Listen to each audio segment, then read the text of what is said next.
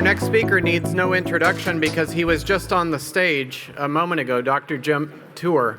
And I've heard that, I know sometimes we're going through the speakers and there's not time for questions from the audience. Most speakers will be available afterwards to answer any questions that you might have. And we've built in networking sessions so that you can talk with the speakers. So we're doing our best to keep on schedule. You guys are doing a great job sticking with us. So without further ado, I'll introduce Jim Tour. He's going to talk about our zero waste energy future.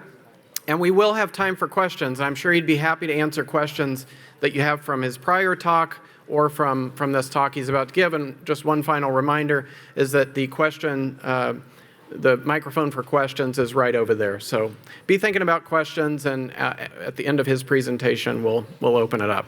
Jim. Okay, so I'm going to tell you about clean tech energy advances, tell you about our work on flash graphene and more flash, and then also trapping carbon dioxide on plastic waste. So we discovered a process in August of 2018. And so this has come along quite rapidly in my group. And we found that we could take any carbon material, and the vast majority of what human beings deal with, what we eat, what we're made out of, what's around us, most of the trash we throw out from our house is carbon-based. Any carbon material between two electrodes, we put a voltage and a current through it, turns into graphene. Graphene is this amazing material that can strengthen things, and it breaks every carbon bond in there, and it reconstructs as the thermodynamically most stable system, which is graphene. Depending on the sample size is what depends on the voltage and the current, and there's a big burst of light, hence we call it the flash graphene process, because it puts out the black body radiation. I don't want to say radiation in this audience, you're going to get the wrong idea. Just light, it puts out light, nothing radioactive. And so what we've done is we've been able to take lots of different carbon sources, carbon black, anthracite coal, calcined coke, even food, coffee, for example, and we can turn it into graphene. Coffee is 40% carbon, C6H12O6. It is a carbohydrate. And we get 35 out of that 40% carbon turned into graphene. What's amazing is our electrical cost is $30 to $35 per ton. That's all we have to put in. There's no solvent, there's no water, it's just electricity, and about $30 to $35 per ton. And I know most of us don't buy things on the scale of tons, so what does that mean? High-density polyethylene, which is what makes up a lot of the plastic bottles that you have. High-density polyethylene is about $2,000 a ton. So it gives you this is really inexpensive, and graphene is going into all sorts of materials.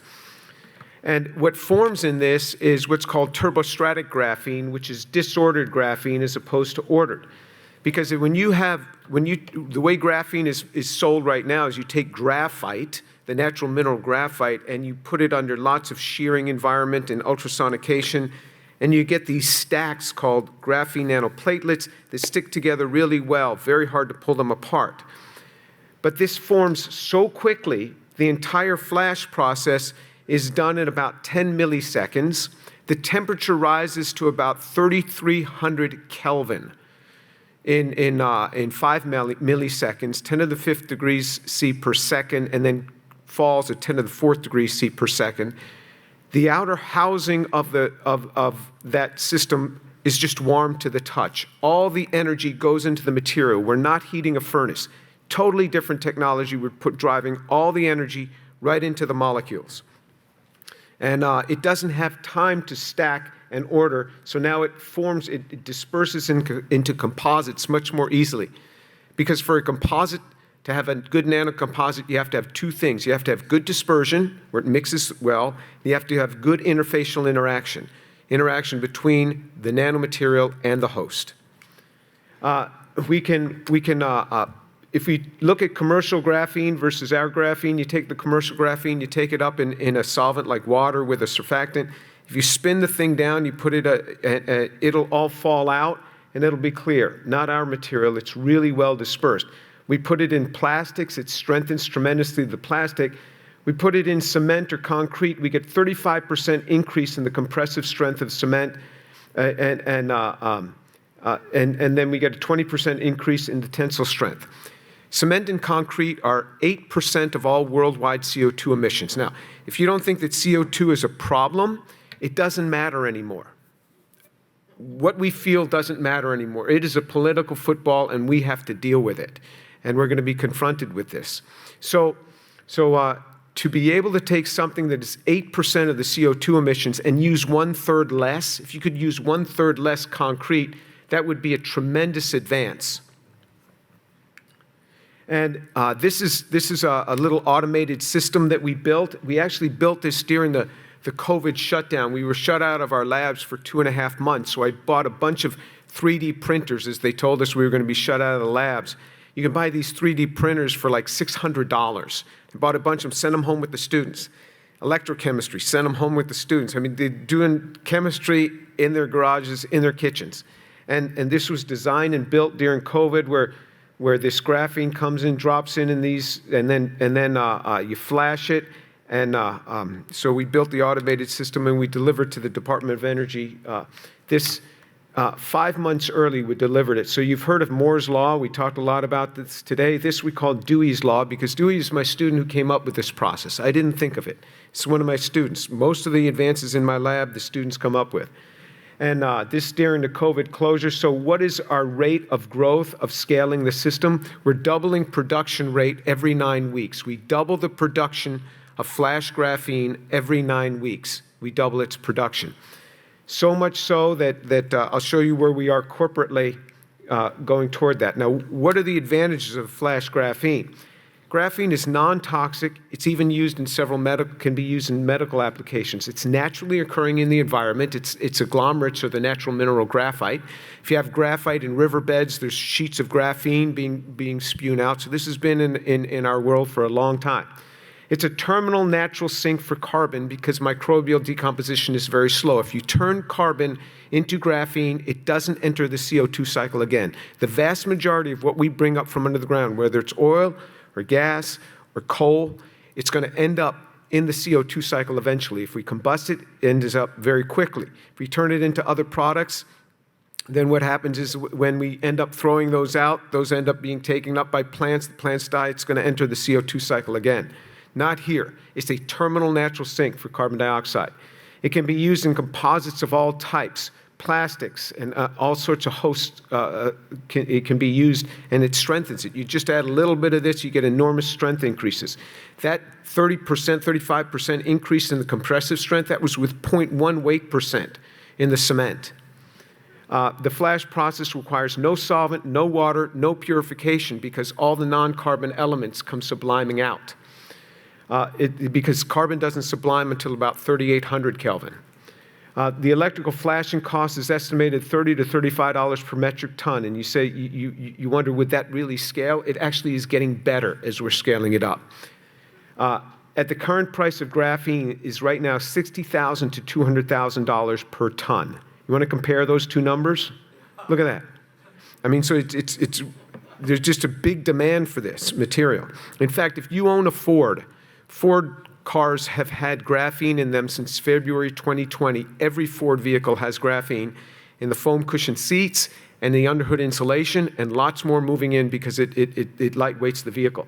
So here's Dewey, who came up with the process. He's now with the company. Here's John Van Leeuwen, who's actually he's on the board of Reasons to Believe. And they will be at 1 ton per day production by Q2 2022 and 100 tons per day production by a year after that. That's how fast this is scaling. How is this an energy play? Well, where does energy come from? Where's it going to come from in 20 years? Hydrocarbons are God's gift to human beings. There's so much energy stored in a hydrocarbon. So what we do today is we combust it. You take methane, oxygen, turn it to CO2 and water. That's about 800 kilojoules per mole comes spewing out of energy. Tomorrow, and in fact, both of these steps we can do today. You can take methane, strip off the hydrogens, get 2 moles of hydrogen and carbon solid. This is using hydrocarbons with 0 CO2 emission. Read my lips, 0 CO2 emission from hydrocarbons. And so you just pull off these hydrogens. This is a process was known as furnace black since the 1950s. 90% efficiency in the 1950s. They just didn't know what to do with all that carbon. Bill Gates just put in money into where he's using molten salts to do this. And then you just use this in a fuel cell. These two reactions combined is about 400 kilojoules per mole. So it's half the energy out. You say, well, that's only half. The oil companies are all going to switch to this. Shell's behind this. ExxonMobil's behind this because efficiency on combustion is 25 to 40%. Efficiency here is 90%. Efficiency here is 80%. So you get it back in efficiency. This is the thermodynamics, but the real numbers that you get out of it are about the same. You get about the same energy content out with zero CO2 emission from hydrocarbon. You will never beat hydrocarbon fuel. 14-inch hole in the ground comes out enormous amounts of energy. Much more than you can get in wind, solar, 14 inches, and just huge amounts of energy come out. What are you going to do if you have 30 billion tons of CO2 emitted by human beings every year? You chop off those two oxygens. What are you going to do with your 8 billion tons of carbon? Well, of course, we're going to turn it into flash graphene. And if you just say we're going to take this and sequester it and pump it down whole, for every atom of carbon you pump down whole, you remove 2 atoms of oxygen from our atmosphere. And the other thing is the compression and the cost of pumping it down whole. So where are you going to put 8 billion tons of carbon? You could put 8 billion tons of graphene in cement and concrete today. 44 billion tons are produced. So there's places you could put it today if you wanted to, but it's going to go in all sorts of composites. How's this an environmental play? Well, waste food, 30 to 40% of all food is thrown out worldwide. It has to be because it goes bad. This forms not just CO2, it also forms methane in landfills, which is a much worse greenhouse gas. Plastic waste is a huge problem worldwide. Rubber tires, U.S. does pretty well with them. The rest of the world does not. We turn all of that into graphene. Here's all the different plastics. Boom, flash, flash, flash. All of these form graphene. The reason why recycled plastic costs more than virgin plastic is because of the human separation. It's separated, separated, separated. We can take the mixture of all the plastics together, boom, flash them, we break every carbon-carbon bond, all the non-carbon atoms come flying out, and those can be trapped, and you get graphene. We can turn all of this waste plastic that's a real problem for humankind into graphene, and each flash is less than a second. Here's some of the advantages. $35 a ton in plastic, a ton of plastic, and then we can use $35 in electricity costs. No sorting, no pre-washing. You get recycled plastic, it's washed 3 times with hot water and detergent, which is another problem in itself. It's unaffected by plasticizers, dyes, adhesives, food waste, inorganic or organic fillers. There's no solvent, no water, no leftover ash. So this is a little story where we took Ford came to us. They said they are now responsible for all of their cars in Europe. After 25 years, 30 years of use, it comes back. Here's your car back, Ford. Deal with it. And they're only allowed to landfill 5%. What are they going to do with that? Because every lightweight vehicle has 200 to 350 kilograms of plastic in it. So we got all this mixed plastic where they strip wires, all these mixed plastics from Ford, from one of their stripper lots. Came to us, boom, we turned it into flash graphene. We sent it back to them. They put it in their composites, in the foam cushion seats, and they got the expected noise dampening and the expected strength enhancing from this. Then they sent those composites back to us. We flashed it, turned it into graphene. So it's a beautiful cycle of what we can do. We just turn these things back into graphene and turn it into your new composites. And now they're going to start substituting out aluminum with strengthened plastics, again, lightweighting the vehicle. So this is more on the energy. Other projects we're looking at, trying to replace concrete, which is 2,500 years old. Can we just take things that are now high in graphene content? Steel, aluminum, and then conversion of carbon dioxide into amorphous carbon in a CO2 negative manner. Working with one of my former students, started this company, Sky Nanotech, where he's got a carbon negative process for converting CO2 into amorphous carbon. We then take the amorphous carbon, flash it, turn it into graphene. We're using a similar flash process now to recycle lithium-ion batteries. Only 5% of lithium-ion batteries are recycled. Why? Because you lose money doing it. And all of these electric vehicles, all of these batteries are going to be coming due now for 8 to 10 years. It is an utter mess. Right now, we ship this problem overseas and let somebody else deal with it.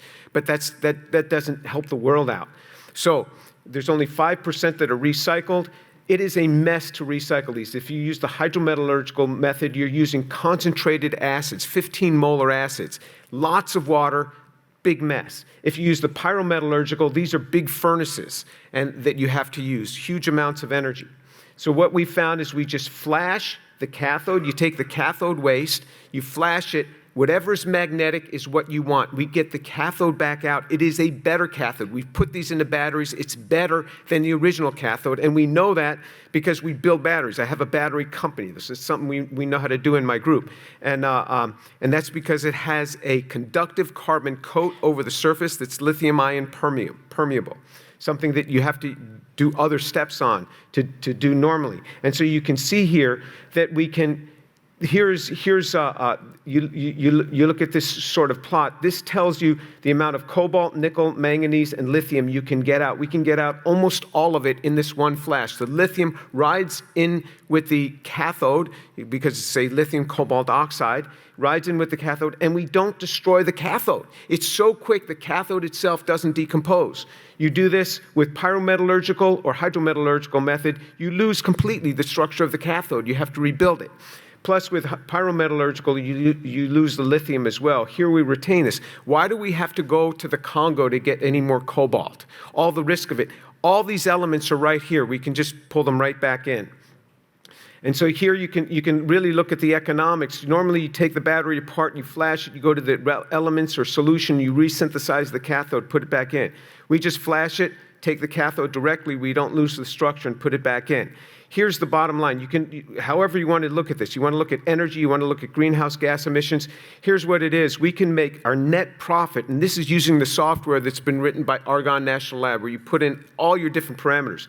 We'll be making over $21 per kilogram on the cathode, whereas right now the hydrometallurgical method would only gives $3.50. Pyrometallurgical, you're losing $3, and that's just with lithium cobalt oxide. As soon as you go to the new generation batteries, it's a losing proposition on anything to recycle. So here we can make money all the way across. The other thing we've done is we've done urban mining. So we can take printed circuit boards, flash them, you can get out these precious metals that you need.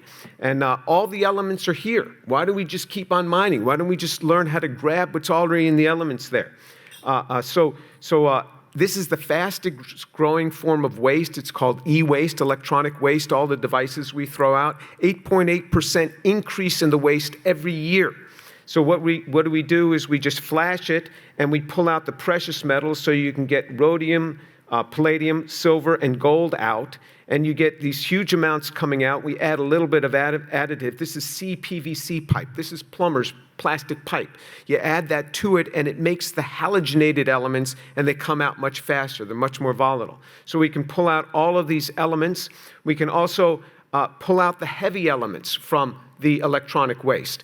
We can pull out, in one flash, we can pull out enough mercury that this becomes safe for agricultural soil, the residue, according to the WHO standards. Cadmium is much harder, stricter standards. 3 flashes, each flash is less than 1 second. You can use this as agricultural soil. So you can pull out the heavy elements this way. We did this rare earth elements. You may have heard the rare earth elements is a huge national concern. We have to have rare earth elements in order to build our smart devices. And so we can pull all those out too from fly ash. Fly ash is the residue that's left after coal mining. And what do you do with that residue? We have mountains of it. Well, coal has rare earth elements in it, but it's dispersed in there. You burn away the carbon, you're left with aluminum, silicon oxides, aluminum oxides, and calcium oxides. But there's rare earth elements. We just flash that, and we get out double the amount of rare earth elements that you can get by just using very strong acids. And we just use 0.1 molar HCl. You could drink you could drink 0.1 molar HCl and it wouldn't affect you. This is how dilute we can, because what happens is it breaks this thing open and it converts them from the phosphates, which don't dissolve very well, to the oxides, and those come right out. We can pull out from bauxite residue, which is the residue from aluminum production. We can pull out the rare earth elements from e-waste. Soil remediation. You just take soil. We had trouble getting hold of some of these soils from these sites, so we just took the soil from the university and we contaminated it. We know how to do that sort of thing. And we just flashed it, and we can get all of these different metals out of the contaminated soil, all the organics. We just flash those, and those turn into graphene. So we go from toxic organics to non-toxic.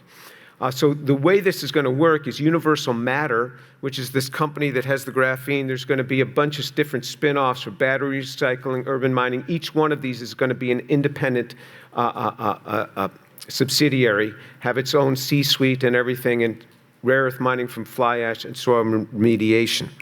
And so in the last couple minutes, I'll tell you how we're capturing now carbon dioxide on plastic waste. Again, we got to deal with carbon dioxide, whether we believe it's a problem or not.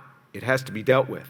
And so we've learned how to take plastic waste. This is not in a flash process. It's in another process which we'll be publishing on it very soon. And we can turn it into material that can trap CO2 from flue gas, can trap CO2 and convert it directly into ethylene, trap CO2 from natural gas, and direct air capture of CO2. So we can take all these different polymer types, and this is just hidden here because we haven't yet published it, but you can trap at 1 bar, at 1 atmosphere, you can trap over 20% by weight CO2. Just by one single step, we take plastic and we treat it in a certain way. And at 0.1 bar, which is flue gas type, we can trap about 6 or 7% of weight percent of the CO2. And it works in even 70% humidity. You can trap this. This is just showing that you're trapping CO2, whereas other gases come through very rapidly. Even with the humidity here, 70% humidity, which is what a flue system has. And our costs here will be about $21 per ton in capture of CO2 from flue gas, and we can release it at 75 degrees, which is a very low temperature. Generally, with liquid amines, they have to heat them up to 120 to 140 degrees centigrade. So this is the bottom line. What's the economics? How much does it cost to trap the CO2? And so we can go through it. It's, again, these standard programs that let you calculate this. And now, the final thing I'll leave you with is that if you have to take CO2 and compress it, you've lost a lot, you put in a lot of energy. So what we can do is we can take this now with an electrochemical system. We go in with carbon dioxide, 10% carbon dioxide stream in nitrogen, which is what about flue gas is. It's about 10% CO2.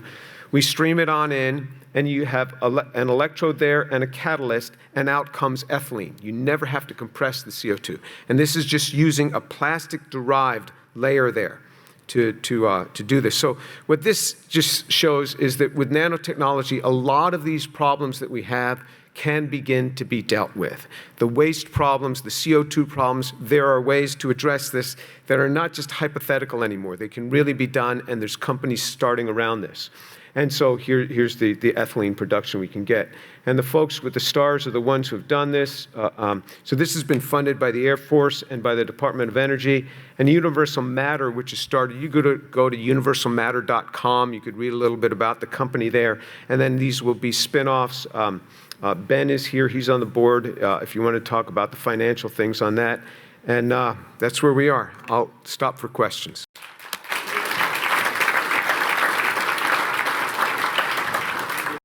This is incredibly exciting to me. I have been concerned about our dependence in China on what, over 95% of our rare earths rare earths minerals that we use in everything, and also the horrible problem of plastic waste. Are you basically, so I know you touched on these things, are you basically saying that most of the rare earths that we need, we don't have to get from China anymore, and most of the plastic waste and electronics waste we can recycle and get this graphene and put in everything? Yes. It's working. Yeah. Is this working? Yes. That's exactly what I'm saying. U.S. has a lot of rare earth elements. We used to mine these, but you have to go very deep, and what comes up is radioactive water. You get uranium, thorium, the daughters of these, and then it's a big problem to get rid of that radioactive waste. And so they shut down the rare earth element mining, and then the day we shut it down, China's price went up tenfold on rare earth elements. And they have held this as like over Japan. They said, we're not going to sell you any. So it's a real problem. It's a national security issue, but it's all around us. We're carrying around rare earth elements in our smartphones. We have all of this. We don't have to mine this anymore. We've mined enough. We can get it all. Yeah, next and possibly final question. Go ahead. Okay. Yesterday I heard about the potential risks of AI, and that the so-called, let's say, dirty AI requires surveillance. So I was reading that the European Union funded they had a contest, and the two winners received 1 billion euros over 10 years. One of the projects was entitled The Human Brain, and the other was entitled Graphene. And so that kind of piqued my interest a little bit. And so from what I've read, it's been reported that graphene is detectable by pulse microwaves from either cell towers or satellites that are capable of, let's say, a certain level of megahertz of power to detect the presence of graphene.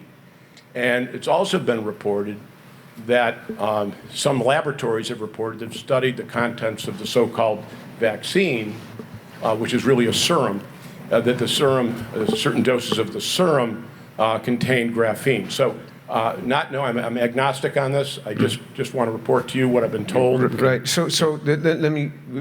Steve wants me out of here. So let me get to your answer to this. I've done a video on my YouTube channel, Dr. James Tour. If you're into YouTube, Dr. James Tour, on this whole issue.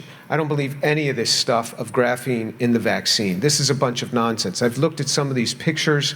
I don't trust any of these pictures. And as far as making the person ferromagnetic, that is utter nonsense. Utter nonsense. If I could inject a person with graphene and now interface with them electronically, I would have done that already. I mean, we don't know how to do that. There's no science that allows you to do that. That is impossible. If you want to have an RFID tag, that's going to be about 1 centimeter square, and that has to have a lot of embedded electronics to go with it. There's no power source on it. This thing of being able to stick metal up to your arm and it sticks after the vaccine, this is utter nonsense.